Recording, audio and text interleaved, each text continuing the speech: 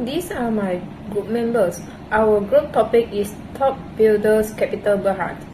Corporate profile. Top Builders Capital Berhad, formerly known as Ikhmas Jaya Group Berhad. Almost 30 years experience in engineering and construction service and located at Petaling Jaya, Malaysia. The vision of the company is to be the leading board building and bridge specialist in the markets we serve. And the mission is to providing innovative solutions that leverage on our capitalize as the preferred board building and bridge specialist in Malaysia, and to deliver sustainable value that determines a better future for all. Executive Director is Mr. Ng Ji Po, and Independent Non-Executive Director are Mr. Yong Ko Yi, Mr. Lok Ping Chow, and Injek Sheikh Jamaluddin bin Sheikh Sarwadin. Hi everyone, now I'm going to explain about the analysis report of TBCB in 2017. First of all, TBCB cannot run the organization liquidly because it took too long to collect its account receivable and rolled over less than one time its account receivable in this year. Next, TBCB managers cannot generate adequate profits for its assets because the managers of its company cannot manage goods in the cost of goods sold and operating expenses to get the higher percentage in operating profit margin. Therefore, they generate a lower percentage of return on operating profits. Moreover, TBCB finances 61.9% of its assets by debt and 31.8% by equity. So in conclusion, the stockholders of TBCB are receiving a very low return on their investments. It may be caused by the return of its assets because lower return in assets will affect lower return in equity. Moving on to the analysis report of TBCB in year 2018, TBCB cannot run the organization liquidly because it took too long time to collect its account receivable and rolled over only one time its account receivable in this year. And TBCB managers cannot manage goods in the cost of goods sold and operating expenses as the operating profit margin is in negative figure, negative 7.7%. Moreover, TBCB finances 58.35% of its assets by debt and 41.65% by equity. So in conclusion, the stockholders of TBCB are receiving a negative figure as their return of investments. It may be caused by the operating loss of this year. Thank you. From the 1st of January 2020 to 30th of June 2021 period, the company cannot run its organization liquidly because it took too long time to collect its account receivable and only roll out less than one time account receivable in the year.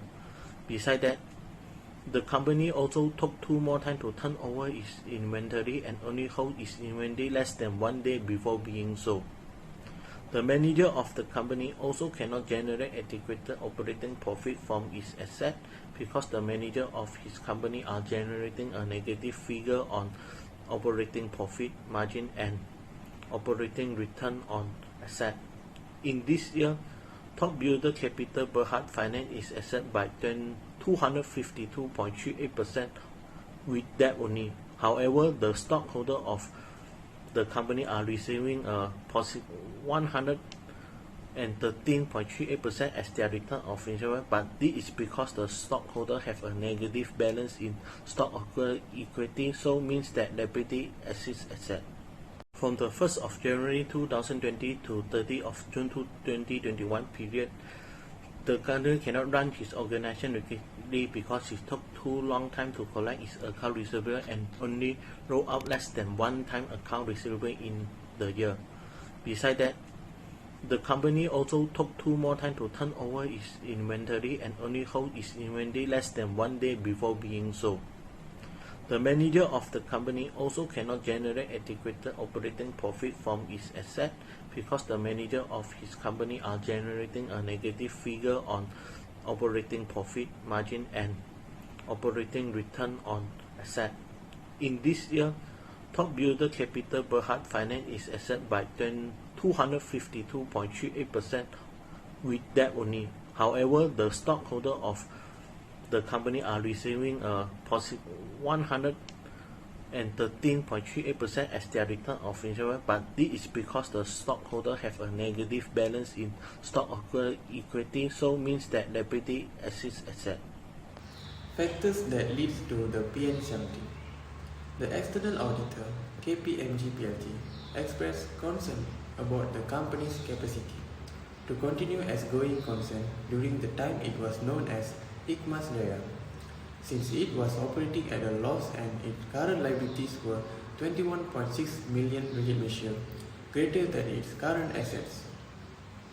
In addition, the company's equity on a consolidated basis was less than 40 million ringgit Malaysia and represented 25% or less of its share capital. There are three significant internal risks to the company's financial performance. Number one, credit risk. The group manages its debtors and takes the necessary steps to recover past due balances as part of managing the credit risk of trade receivables. Number two, liquidity risk. The risk of the group being unable to pay its debts when they become due is known as liquidity risk. This group's numerous payables, loans and borrowings are the main cause of its exposure to liquidity risk. Number 3. Market risk. No fixed rate financial assets or liabilities are recorded as part of the group's profit or loss at fair value. As a result, the profit or loss would not be affected by an increase in interest rates at the conclusion of the reporting period. I am Koh Xin Huan. Now I would like to talk about the forecast of the company's future performance. At first glance, 2020 appears to be a particularly volatile year for gross domestic product, that is GDP, due to the global economy uncertainty and the sudden outbreak of COVID-19. As we can see that the total revenue and gross profit have reduced by 73.88% and 370.96% respectively from 2017 to 2022. Therefore, we forecast it will be continue to show a downward trend in the following year. The total assets have decreased by 75.94% from 2019 to 2021, and we forecast it will be continue to show a decrease in future. While the total liabilities increased by 247.87% from 2019 to half of the 2021, that mainly from the short-term loans obtained for working capital. Therefore, we forecast it will be continue to show a worse performance in future. Company has increased their debt from 2018 to 2021. This situation makes the lender think twice to invest in the company due to the bigger change in debt. Therefore, the performance of the company will remain poor as forecast if the level of debt for the following year keeps increasing. The return on equity of the company has decreased from 2018 to 2019. We can conclude that the company struggles to turn a profit on sales because of the significant differential in return on equity. Therefore, we forecast the company to continue to decrease in future. Next is about the recommendation for what the company needs to do next to improve its financial health and performance so that the company is no longer considered as a PN17 company.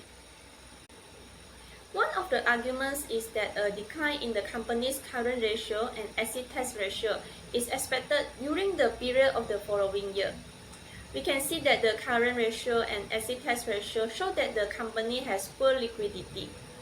So the company should better forecast its sales, increase the pricing of its items, or prioritize the selling high-quality products.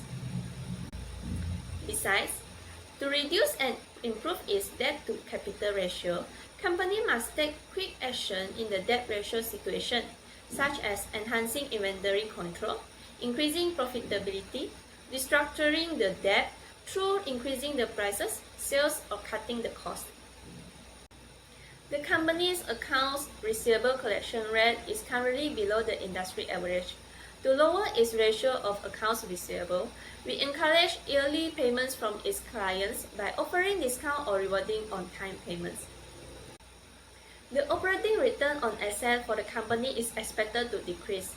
To prevent this, the company should ensure that the machinery and equipment are get ready or replace or maintain any obsolete equipment. The company can also increase productivity and improve inventory management that could lead to an improvement in the total asset and fixed asset turnover, since these two ratios are lower currently.